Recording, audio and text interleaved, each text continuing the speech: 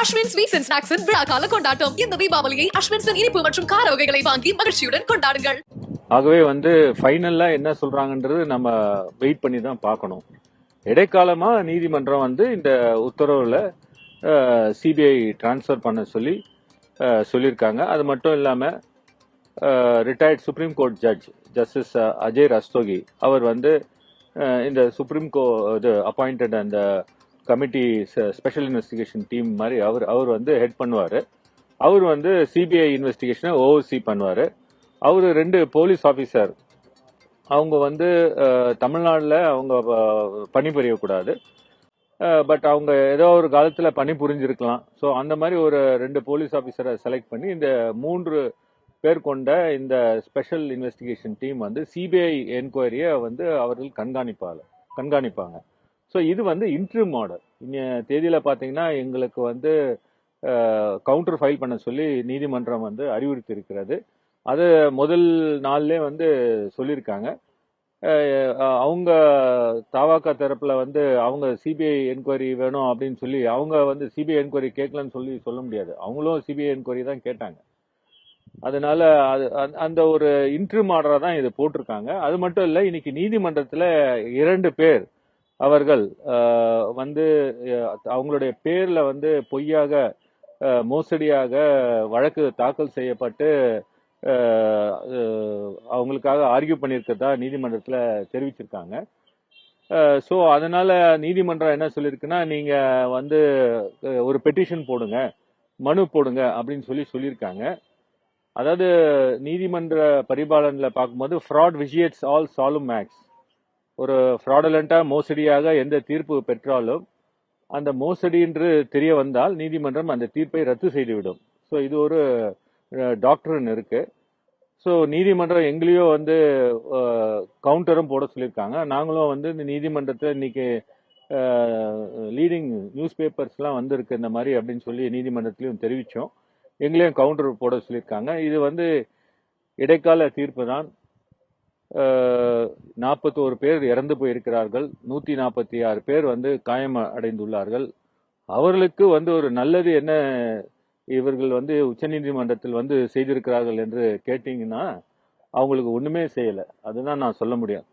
தங்களை எந்த அளவுல பாதுகாத்துக்க முடியும்னு நினைச்சுக்கிட்டு இங்க பண்றாங்க.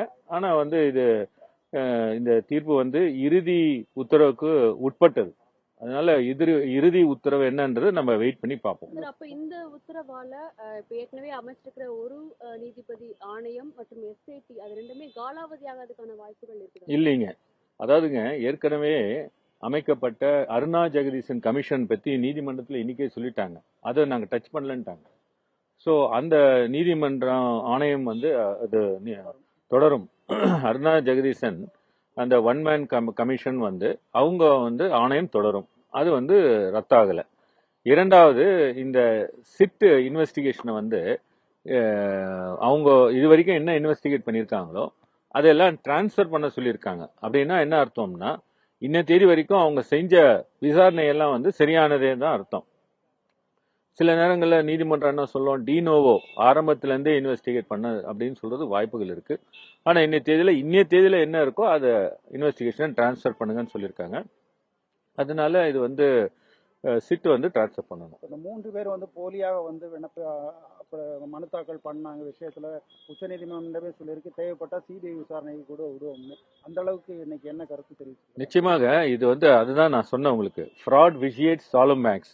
ஒரு மோசடியாக ஒரு தீர்ப்பை பெற்றால், இப்போ வில்சன் என்ற பேர்ல ஒருத்தர் வழக்கு தாக்கல் செய்கிறார். நீதிமன்றம் விசாரிக்கிறது, நீதிமன்றமோ தீர்ப்பு அளிக்கிறது. ஆனால் வில்சன் நீதிமன்றத்தில் அப்படி ஒரு வழக்கு தாக்கல் செய்யவில்லை, இது என் பேர்ல மோசடியாக தாக்கல் செய்யப்பட்டுள்ளது என்றால் நாளைக்கு நீதிமன்றம் அந்த தீர்ப்பை ரத்து செய்துவிடும். ஆகவே இன்று கொண்டாடி கொண்டிருக்கிறார்கள், அவர்கள் நினைத்து கொண்டிருக்கிறார்கள் நமக்கு பெரிய தீர்ப்பு வந்துவிட்டது என்று கொண்டாடி கொண்டிருக்கிறார்கள்.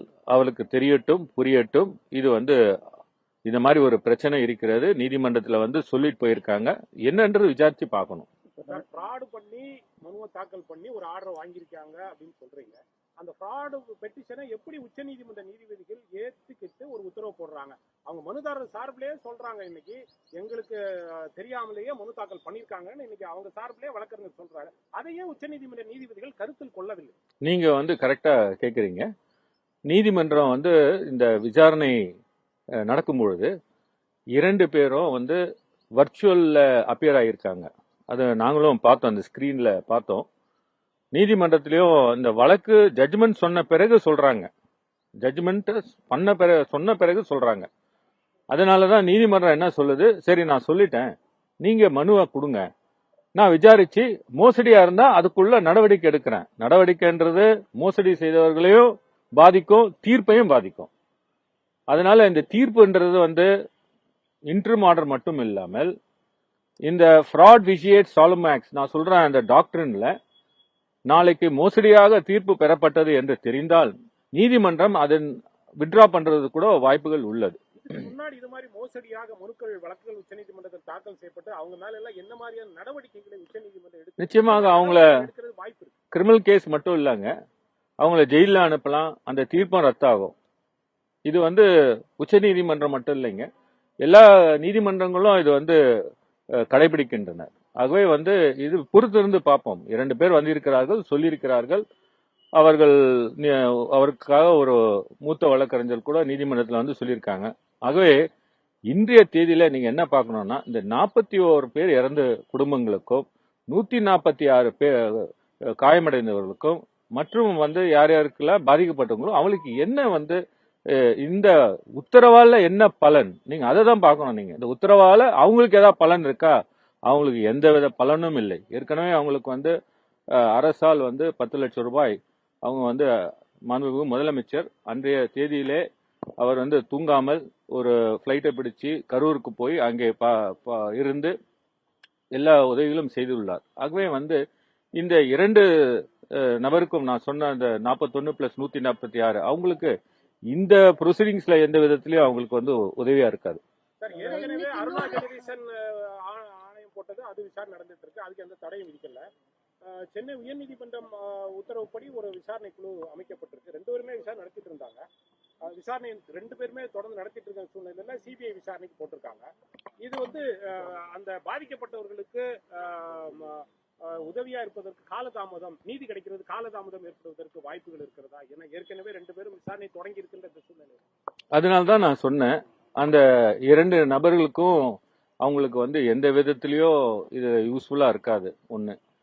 நம்பர் 2 அருணா ஜெகதீசன் ஆணையம் அவங்க என்கொயரி பண்ணிட்டு இருக்காங்க. அவங்க ஆணையம் மிக முக்கியமான ஆணையம்.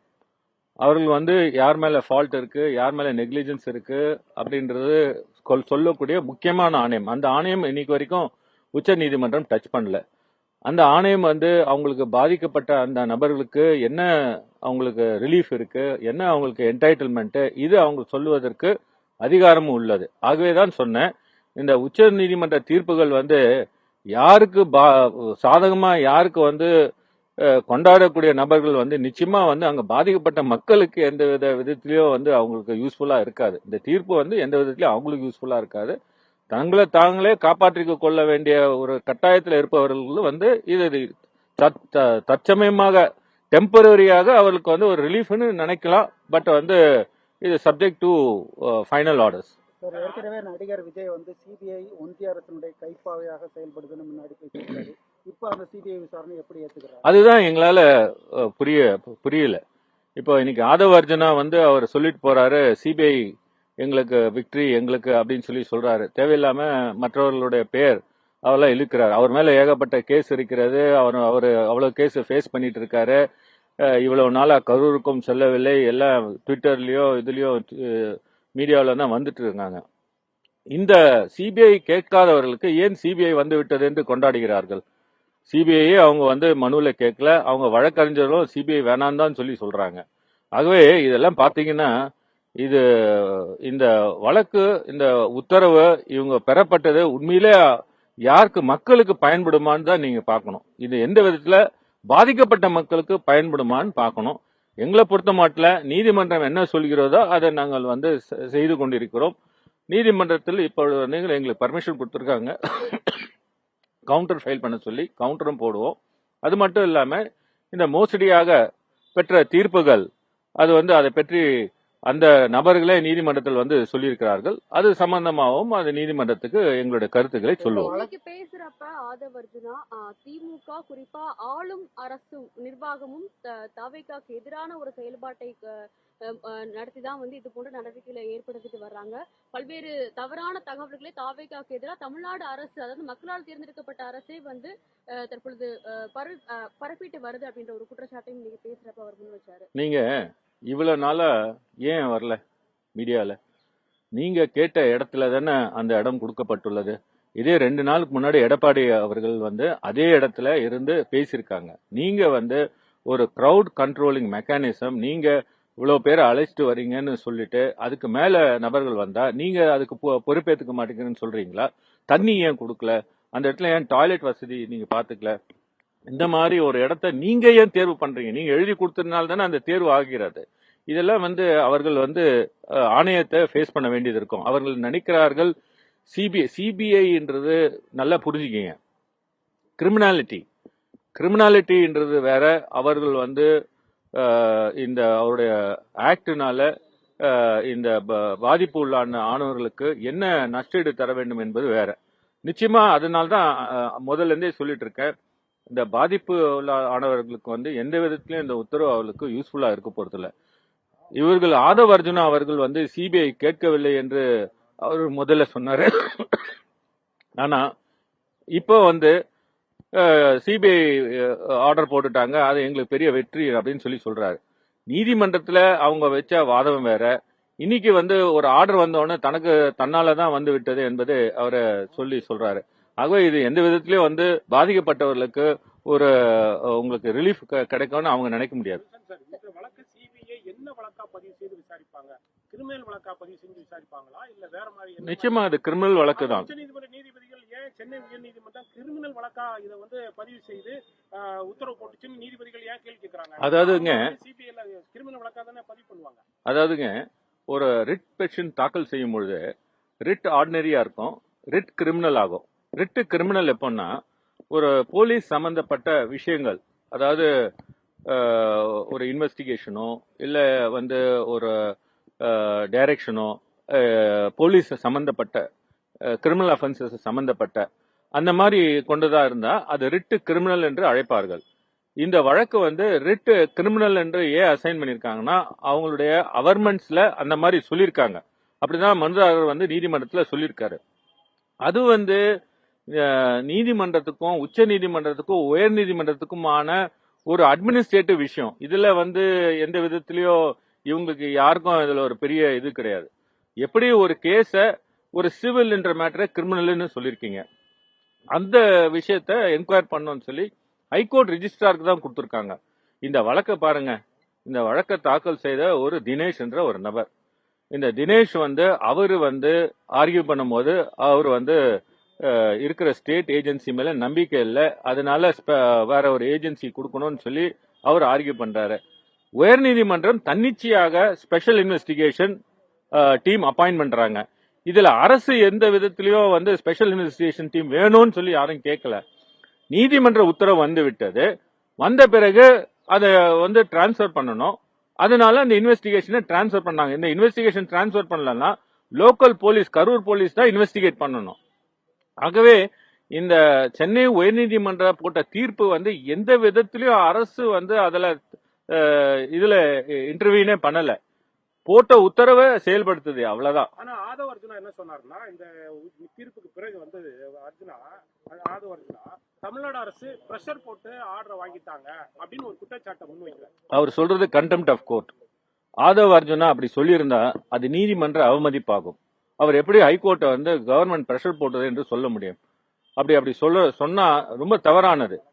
இந்த மாதிரி ஒரு வாதங்கள் வந்து எடுத்து வைக்க கூடாது. அரசு அதிலே பாருங்க, அந்த வழக்குல அந்த உத்தரவுல நீதியரசர் செந்தில்குமார் அவர் வந்து ஸ்டேட் கவர்மெண்டோட இன்வெஸ்டிகேஷனை அவருக்கு வந்து உடன்பாடு இல்லாம இருக்கும்போது அவர் ஸ்பெஷல் இன்வெஸ்டிகேஷன் டீம் போடுறாரு.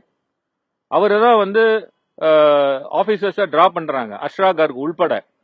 அப்படி இருக்கிற பட்சத்துல எப்படி வந்து உயர்நீதிமன்றத்தை வந்து இவர் அவதூறாக கூறுவார்? இவர் வந்து கூறுவது கண்டெம்ட் ஆஃப் கோர்ட். தயவு செய்து நீங்கள் அவர் கூறியதை வெளியிடாதீர்கள். வெளியிட்டீர்கள் என்றால் அது கண்டெம்ட் ஆஃப் கோர்ட்டுக்கு நீங்களும் உடன்படுவீர்கள். உயர்நீதிமன்றத்துல விஜய் வந்து எதிர்மனுதாரராக இல்ல இருந்த போதும் விஜய் மேல வந்து பல்வேறு கருத்துக்களை விமர்சனங்களை சென்னை உயர்நீதிமன்ற நீதிபதி தீர்ப்புல கொடுத்தார் அப்படின்னு ஒரு குற்றச்சாட்டை நீதிமன்றத்திலையும் சொல்றாங்க.